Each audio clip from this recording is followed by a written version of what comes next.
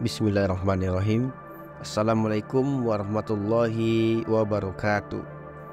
Mengeluarkan cinta dunia dari hati oleh Syekh Abdul Qadir Al-Jailani rahimahullah. Seseorang bertanya kepadaku, bagaimana caranya agar aku bisa mengeluarkan cinta dunia dari hatiku? Maka aku menjelaskan, lihatlah bagaimana dunia ini selalu berpindah dari satu tangan ke tangan yang lain. Dunia telah menghalangi dan melupakan para pemiliknya. Pada mulanya mereka dinaikkan derajatnya ke atas orang lain, sehingga kadang dikagumi dan dielukan. Saat mereka bergembira dengan kedudukan dan ketinggian taraf hidupnya, tiba-tiba dunia menjerat dan menjatuhkan mereka. Mereka telah ditipu oleh dunia sehingga hancur dan binasa. Namun dunia terus tertawa, menertawakan mereka. Iblis juga ikut tertawa di sisinya. Demikianlah perlakuan dunia terhadap para raja, penguasa, dan orang-orang kaya sejak dari Nabi Adam alaihissalam hingga hari kiamat. Dunia pura-pura meninggikan kemudian menjatuhkan, memajukan kemudian memerosotkan, menguntungkan kemudian membangkrutkan, mendekatkan kemudian menyembelih.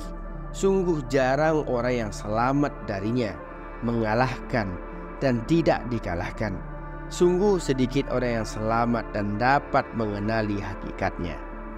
Wahai orang yang bertanya, jika kamu memandang dengan mata hatimu kepada keburukan dunia, kamu akan mampu mengeluarkan cinta dunia dari hatimu.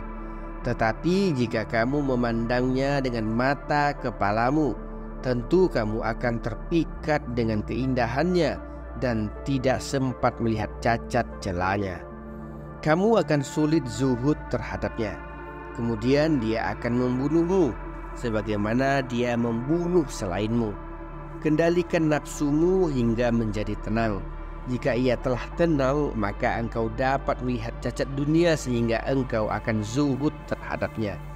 Ketika nafsu telah tenang, ia akan mampu untuk taat kepada hati dan nurani mengenai apa yang diperintahkan dan apa yang dilarang oleh Allah.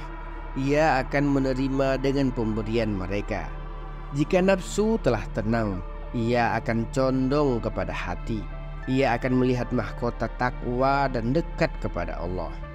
Hendaklah kamu beriman dan berbuat benar. Tinggalkanlah berbohong dan membantah kepada para wali.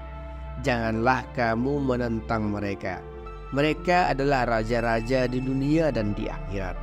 Mereka adalah orang-orang yang dekat dengan Allah SWT sehingga mereka memiliki segala sesuatu selain Dia. Allah SWT telah membuat hati mereka kaya dan memenuhi hati mereka dengan kedekatan kepadanya serta cahayanya, kemuliaan dan cinta kepadanya. Mereka tidak peduli dunia di tangan siapa dan dimakan siapa. Mereka tidak melihat kepada awalnya tetapi melihat kepada akhirnya dan kefanaannya. Mereka menjadikan Allah SWT di depan nuraninya. Tidaklah mereka beribadah melainkan karena takut dan harap semata. Allah SWT telah menciptakan mereka untuknya dan untuk menemaninya. Dia telah menciptakan sesuatu yang tidak kamu ketahui. Dia berbuat apa saja yang Dia kehendaki. Orang munafik berbicara dan berdusta. Bila berjanji mengingkari, bila dipercaya berkhianat. Barang siapa bebas dari sifat ini, berarti ia bebas dari sifat nifak. Sebagaimana yang disabdakan oleh Nabi Muhammad SAW, sifat-sifat inilah yang membedakan antara orang mukmin dengan orang munafik. Gunakanlah cermin ini dan lihatlah wajahmu di hatimu, sehingga kamu akan mengetahui apakah kamu seorang mukmin atau seorang munafik, muwahhid atau musyrik. Dunia adalah fitnah, menyibukkan serta melalaikan, kecuali yang diambil dengan niat yang baik untuk akhirat. Jika berniat baik dalam menggunakan dunia, maka ia menjadi akhirat. Setiap kenikmatan memiliki hak untuk disyukuri. ikatlah kenikmatan itu dengan rasa syukur kepada Allah Subhanahu wa taala. Syukur kepada Allah Subhanahu wa taala itu ada dua macam. Pertama, menggunakan kenikmatan itu untuk taat dan membantu fakir miskin. Yang kedua, mengakui bahwa kenikmatan itu milik yang memberi sepenuhnya, yaitu Allah Subhanahu wa taala. Kemudian mesti bersyukur kepadanya.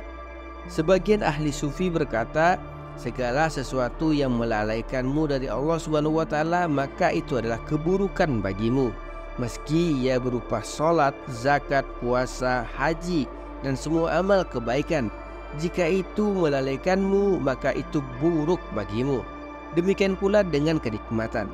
Jika ia melalaikanmu, berarti ia buruk bagimu. Dengan kenikmatan darinya, kamu kembali kepadanya dengan menurhakainya.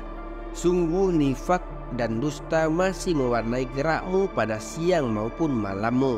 Setan selalu menipu dan menghiasi dusta dan amal-amal baik dengan mengelabuimu, sehingga kamu berdusta dalam sholatmu. Karena ketika kamu mengatakan Allahu Akbar, tetapi hatimu masih ada Tuhan selain Dia. Segala sesuatu yang kamu bersandar kepadanya adalah Tuhanmu. Demikian juga segala sesuatu yang kamu sandarkan harapan kepadanya. Hatimu tidak sama dengan lidahmu. Katakan Allahu Akbar 1000 kali di hatimu dan sekali di lidahmu. Kamu tidak malu mengucapkan la ilaha illallah, padahal kamu mempunyai 1000 sesembahan selain Dia. Bertaubatlah kepada Allah Subhanahu wa taala dari semua kesalahanmu. Adapun kamu, wahai orang yang mengaku berilmu dan beramal, apa gunanya ilmu itu bagimu? Jika kamu mengatakan saya berilmu, sesungguhnya kamu telah berdusta. Mengapa kamu puas memerintah orang lain sedangkan kamu sendiri tidak mengamalkannya? Padahal Allah Subhanahu wa taala telah berfirman, mengapa kamu mengatakan sesuatu yang tidak kamu kerjakan? Quran Surat As-Saff ayat 2. Celaka kamu memerintahkan orang lain untuk jujur, tetapi justru berdusta. Kamu memerintahkan mereka untuk bertauhid, tetapi malah musyrik. Kamu mengajak mereka untuk ikhlas, tetapi kamu sendiri riya dan munafik. Kamu menyuruh mereka menjauhi maksiat, tetapi justru kamu yang melakukannya. Rasa malu telah tercabut dari dirimu. Jika kamu memiliki iman, kamu tentu akan malu. Nabi Muhammad SAW telah bersabda, malu itu sebagian dari iman. Kamu tidak memiliki iman, keyakinan, dan sifat amanat. Kamu telah mengkhianati ilmu sehingga hilanglah amanatmu. Kamu telah menyembunyikan pengkhianatan di hadapan Allah Subhanahu wa taala, dan kamu tidak akan mengetahui obatnya kecuali bertobat. Barang siapa benar imannya kepada Allah Subhanahu wa taala dan ketentuannya, tentu ia menyerahkan segala urusan kepadanya dan tidak menyekutukannya. Janganlah kamu menyekutukan Allah Subhanahu wa taala dengan makhluk dan sebab, sehingga kamu akan selamat dalam setiap keadaan. Bahkan Allah Subhanahu wa taala akan membanggakanmu di hadapan para malaikat, jin dan manusia. Dia akan mendekatkanmu kepadanya dengan mencintaimu serta menjadikan makhluk mencintaimu. Inilah asas dan permulaan iman kepada Allah Subhanahu wa taala dan Rasul-Nya. Membenarkan keduanya merupakan asas dalam masalah ini, yakni Islam kemudian iman, kemudian mengamalkan kitabullah dan syariat Rasul-Nya dengan ikhlas dan tauhid yang sempurna. Seorang mukmin akan fana dari dirinya, amalnya, dan segala sesuatu selain Allah Subhanahu wa taala. Dia melakukan suatu amal tanpa menghitung-hitungnya, tetapi dia terus menahan diri dari nafsunya di sisi Allah Subhanahu wa taala, sehingga dia menunjukkannya kepada jalan Allah. Allah Subhanahu wa taala berfirman, dan orang-orang yang berjihad untuk mencari keridhaan kami, benar-benar akan kami tunjukkan kepada mereka jalan-jalan kami. Quran Surat Al-Ankabut ayat 69. Hendaklah kamu zuhud terhadap dunia dan rela dengan pengaturannya.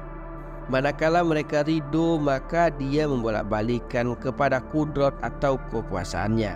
Berbahagialah orang yang ridho dengan takdir dan melihat perbuatan yang menentukan, amal dengan kemampuan, dan tidak kufur terhadap nikmat takdir.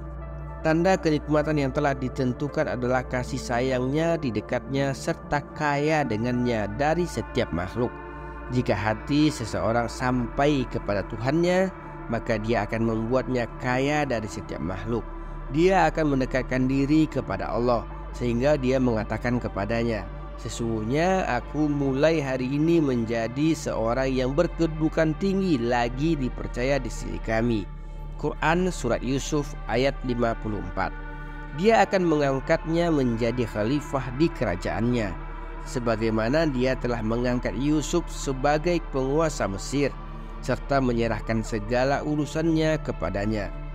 Demikian pula dengan hati, jika telah tampak kesucian dari segala sesuatu selain Allah Subhanahu wa taala, maka dia akan menempatkannya di hati para hamba sehingga menjadi kiblat bagi semua orang yang menghendaki Allah Subhanahu wa taala. Jalan untuk mencapai tingkatan ini adalah ilmu dan amal yang ikhlas. Kemalasan hanya akan membawa penderitaan. Nabi Muhammad SAW bersabda, "Jika seorang hamba terlambat dalam beramal, maka Allah Subhanahu wa taala akan memberikan bencana berupa kesedihan." Allah Subhanahu wa taala akan membuatnya sedih dengan sesuatu yang tidak dibagikan untuknya. Juga dibuat sedih oleh ulah keluarga yang menyakitkan, hilangnya keberkahan dalam penghidupan, anak-anaknya durhaka kepadanya, istrinya lari darinya, dan bermacam-macam siksa yang diakibatkan oleh kekurangan dalam mentaati Tuhannya, serta sibuk dengan dunia dan makhluk. Allah Subhanahu wa taala berfirman, "Mengapa Allah akan menyiksamu jika kamu bersyukur dan beriman?" Quran Surat An-Nisa ayat 114. Tidak seorang pun yang berhak membantah takdir Allah Subhanahu wa taala dan ketetapannya yang berlaku kepadanya. Dia tidak ditanya tentang apa yang dia perbuat, sedangkan merekalah yang ditanya. Quran Surat Al-Anbiya ayat 23. Celaka kamu, sampai kapan kamu sibuk dengan diri dan keluargamu sehingga melupakan Allah Subhanahu wa taala? Diriwayatkan dari sebagian sufi, mereka berkata, "Jika anakmu belajar biji-bijian, biarkanlah ia, sibukkan dirimu dengan Tuhanmu." Artinya dengan sendirinya dia akan mengetahui bahwa biji-bijian itu berguna dan ada nilainya. Dia akan paham. Jadi kamu tidak perlu menyia-nyiakan waktumu untuk mengurusinya. Sesungguhnya ia tidak memerlukan kamu. Ajarilah anakmu bekerja dan sempatkanlah waktu untuk beribadah kepada Allah Subhanahu wa taala. Sesungguhnya anak istri tidak bisa melepaskanmu dari tuntunan Allah Subhanahu wa taala. Tetaplah dirimu, anakmu dan istrimu menerima apa yang telah ditentukan untukmu. Sempatkanlah dirimu dan mereka untuk mentaati Allah Subhanahu wa taala. Jika di alam ghaib ada catatan kelapangan rezeki, ia pasti akan datang pada waktu yang telah ditentukan Allah Subhanahu wa taala. Kamu tidak akan melihatnya dari Allah Subhanahu wa taala dan bersih dari syirik dengan makhluk. Tetapi jika memang tidak ada catatan, maka kamu kaya dari segala sesuatu dengan kezuhudan dan qanaahmu. Seorang mukmin yang menerima jika membutuhkan sesuatu dari dunia, maka dia akan datang kepada Tuhannya dengan langkah-langkah permohonan, kepatuhan dan taubatnya. Jika Allah Subhanahu wa taala memberi apa yang dia kehendaki, maka dia akan bersyukur atas pemberian itu. Jika tidak, ia akan bersabar tanpa sedikit pun membantah dan menentang Allah Subhanahu wa taala. Dia tidak mencari dunia dengan agamanya, sebagaimana kamu wahai orang munafik.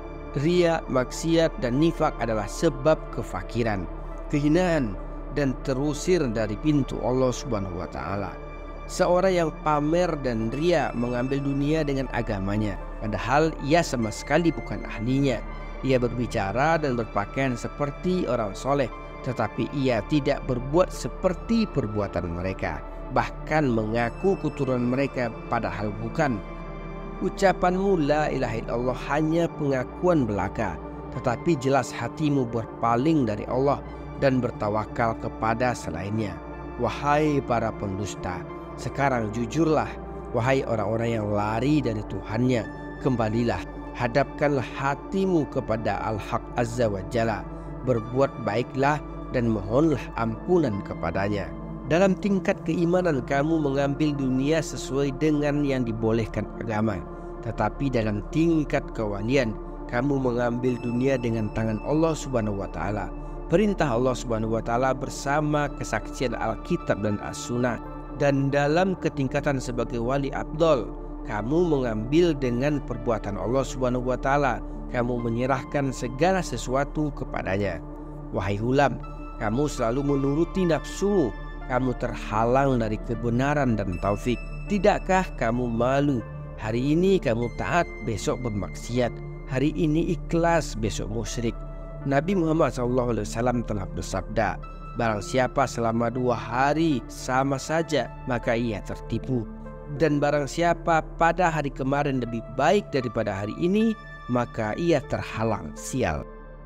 Wahai gulam, ketahuilah bahwa segala sesuatu terjadi dengan atau tanpamu adalah atas kehendak Allah Subhanahu wa taala. Berusahalah dan ingatlah bahwa pertolongan itu datang darinya. Bergeraklah di lautan kehidupan ini. Biarkan gelombang mengangkatmu dan membawamu ke pantai.